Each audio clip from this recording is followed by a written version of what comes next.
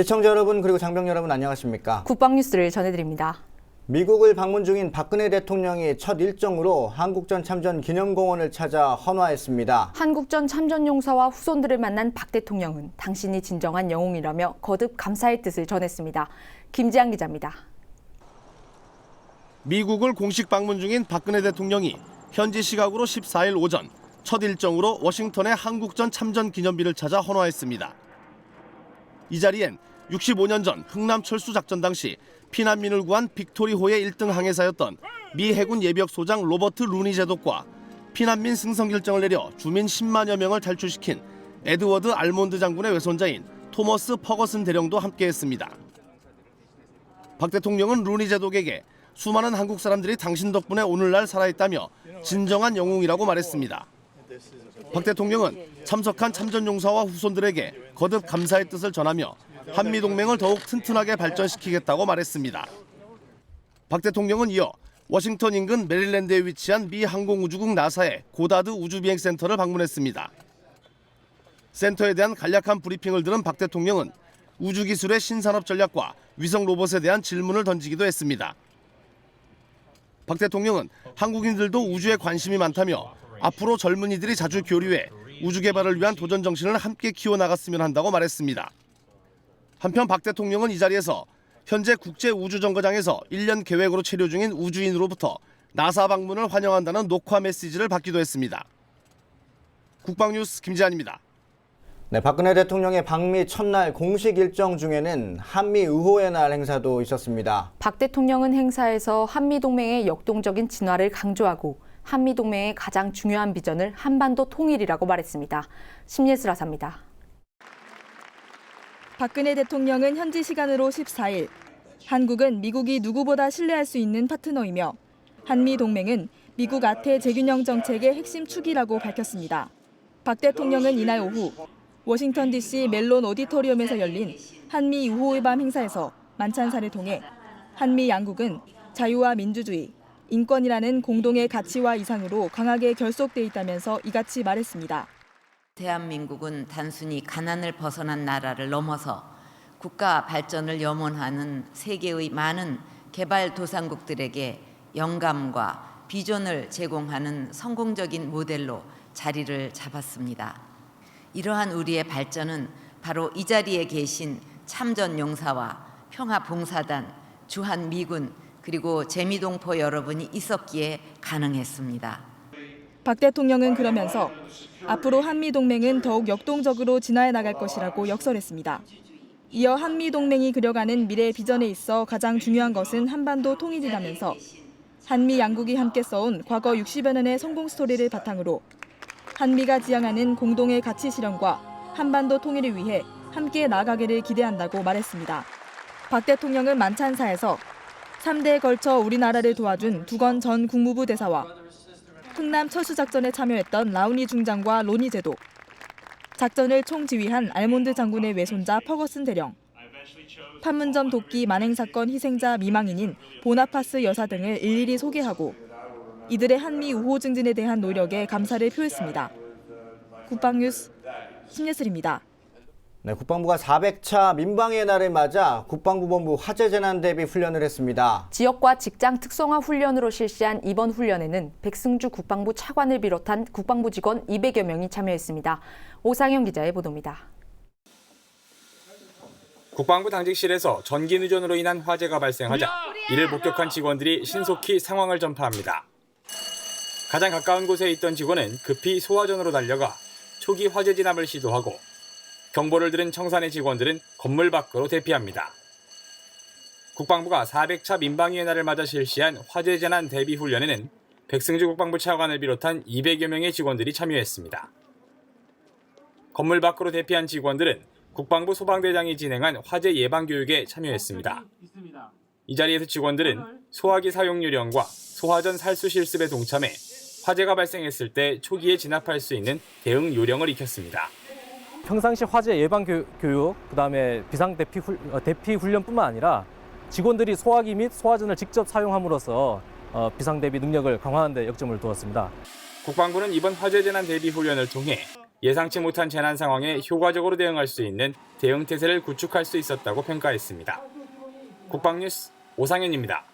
네, 국군 화생방 방호사령부와 서초구청이 15일 국민에게 화생방 방호의 중요성을 인식시키기 위한 화생방 장비 소개회를 가졌습니다. 소개회에서는 화생방 장비 관람은 물론 방독면 착용과 이동 로봇을 조종하는 등 체험할 수 있는 자리도 마련됐습니다. 원동환 중사의 보도입니다. 우리 군의 첨단 화생방 방호 장비가 한자리에 모였습니다. 서초구청 광장에서 열린 화생방 무기체계 소개회. 국군 화생방 방호사령부와 서초구청이 공동 개최한 행사는 국민에게 화생방 방호의 중요성을 알리고 미래 화생방 전력 소요 발굴을 위해 마련됐습니다. 이번 행사에는 삼양화학 등 16개 업체가 참가해 우리 군의 화생방 대응 체계와 첨단 무기를 선보였습니다. 군과 업체 관계자들은 실제 개발된 장비를 살펴보고 비교 분석을 통해 무기 체계 관련 정보 교류와 신규 화생방 전력 소요를 발굴하는 등 뜻깊은 시간을 가졌습니다. 행사장을 방문한 500여 명의 주민들은 우리 군의 다양한 화생방 장비를 관람하고 방독면 착용과 이동 로봇 조종 등을 체험하는 시간을 가졌습니다. 화생방 체험을 통해서 화생방의 중요성을 알게 되었고 이런 체험이 자주 있어서 좀 더 모든 국민들에게 화생방의 중요성을 알렸으면 좋겠습니다. 한편 부대는 이번 행사가 화생방 무기체계 정보 공유와 상호 시너지 효과를 발휘할 수 있는 좋은 기회였다면서 지역 주민들에게 지속적으로 화생방 방호의 중요성을 알려나가겠다고 밝혔습니다. 국방뉴스 원동환입니다. 국방기술 품질원이 지난 14일 중거리 지대공 유도무기인 천궁의 초도 전력화를 기념하는 골드키 전달 행사를 했습니다. 행사에는 방위사업청과 국방과학연구소, 군 관계관 등 80여 명이 참석했습니다. 이날 행사는 천궁의 전력화에 맞춰 실제 운영자인 군과 개발 주체인 기관, 업체가 양산 제품의 품질 수준을 확인하고 완벽한 지원을 약속하는 의미로 마련됐습니다. 기존의 노후된 호크 미사일을 대체하게 될 천궁은 오는 2020년까지 전력화되며 올해 초도 양산분이 3개 포대에 우선 배치될 예정입니다. 천궁은 지난 7월 최초 양산품의 품질 인증 사격에 성공했습니다.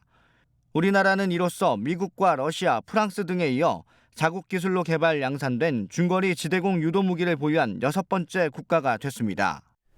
호국과 안보를 주제로 군에서 개최하는 유일한 공모전인 대한민국 호국미술대전이 15일 용산 전쟁기념관에서 열렸습니다. 네, 개막식과 전시회 현장은 예술을 통한 호국 정신으로 가득했습니다.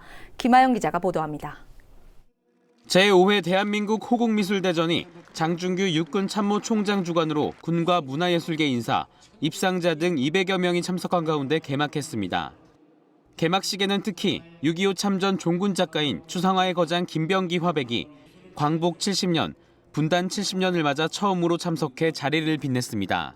모쪼록 이번 전시회가 군과 국민이 소통의 장이 되어 안보의식과 나라 사랑의 공감대를 형성하고 장병들의 인성을 바로 세워나가는 데 기여하는 대한민국 최고의 명품 미술대전으로 이번 호국미술대전에는 호국과 안보를 주제로 회화, 서예, 문인화, 디자인, 사진, 조각의 6개 분야에서 1000여 점의 작품이 출품됐습니다.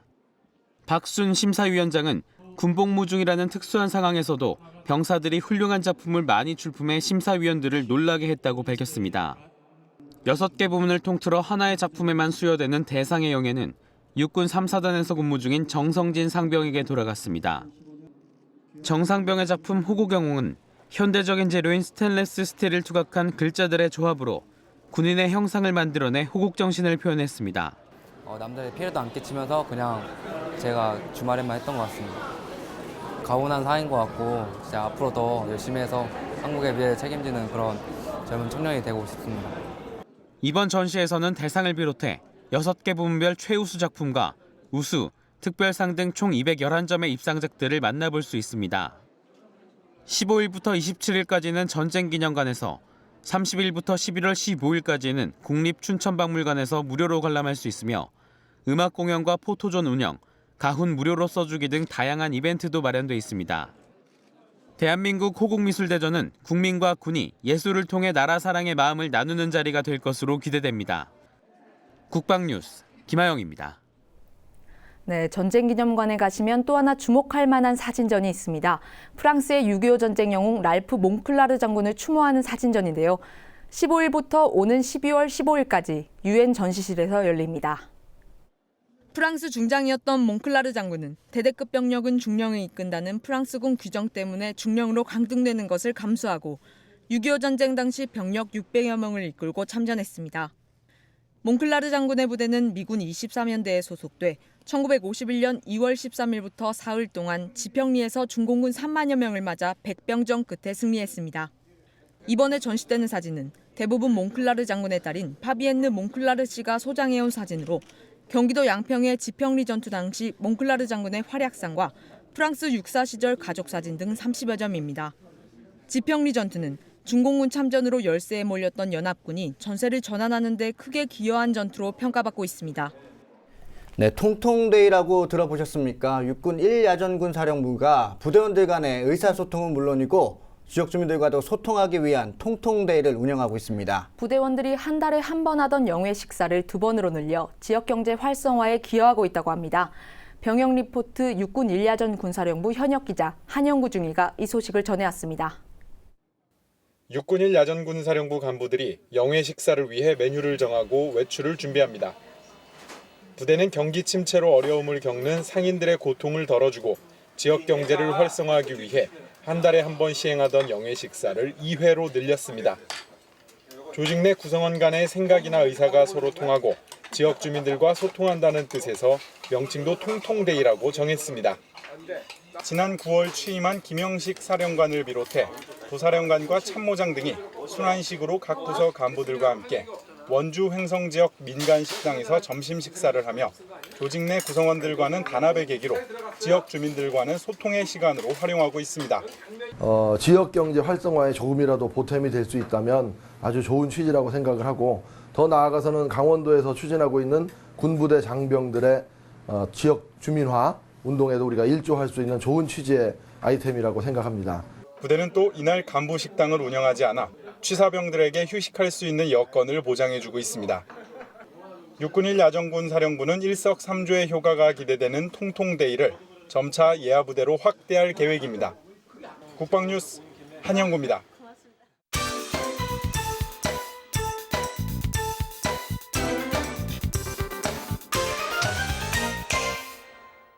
네, 김진무 박사의 북한군 이야기 시간입니다. 이번 시간에는 병사들의 생활관에 대해서 한번 알아보겠습니다. 한국국방연구원 책임연구위원인 김진무 박사 모셨습니다. 안녕하십니까? 안녕하세요.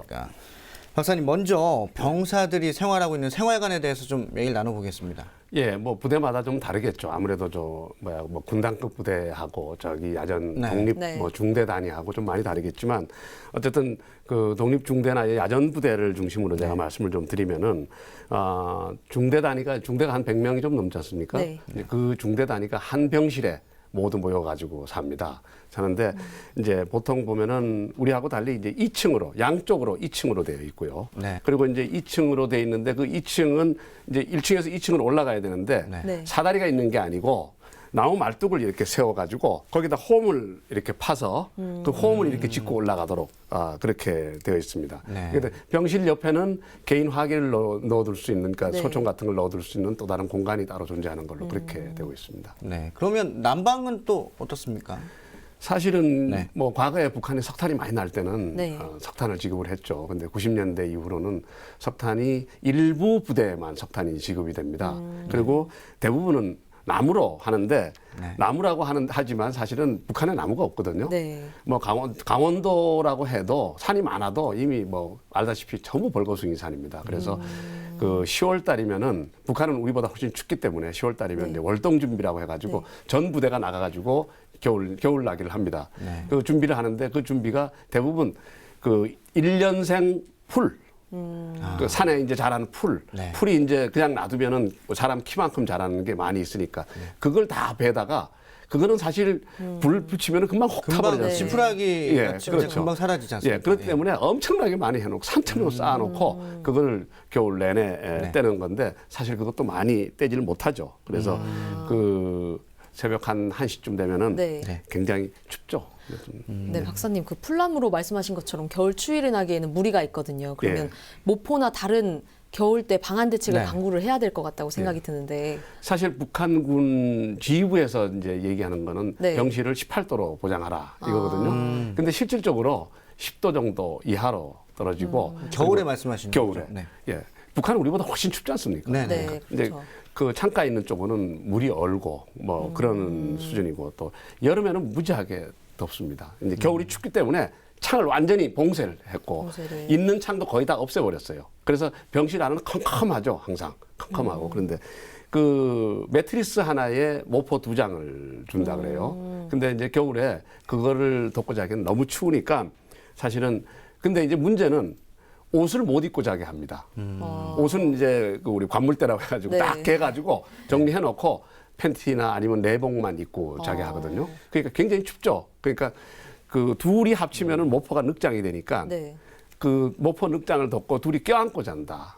이제 그게 보통 야전에서 일반 병사들의 어떤 침실입니다.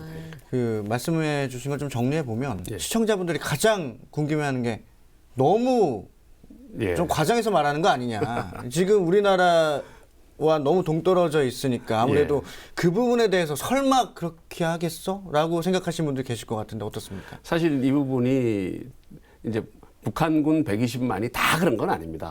그러니까 평양 부대 부근에 있는 부대들 호위사나 또 평양방어사령부나 또 군단급 부대 뭐 이런 위로 올라가면은 그나마 좀 낫죠. 야전 부대로 내려오면은 아주 열악한 거는 지금 북한이 경제난이 그대로 군에도 와 있다 그렇게 보시면 됩니다. 우리가 보통 북한 사회를 보면은 꽃제비가 많이 있는데 그런 것처럼 북한군도 굉장히 열악하고 이거는 제가 지난 한 3년 동안 약 한 40~50명의 탈북 군인들 북한군 출신 탈북자들 인터뷰를 통해서 종합한 내용입니다. 그렇기 때문에 사실이다 저는 이렇게 말씀드릴 수 있습니다. 네, 인터뷰를 통해서 한 거니까 신빙성은 충분히 있을 거라고 저는 생각이 되고요.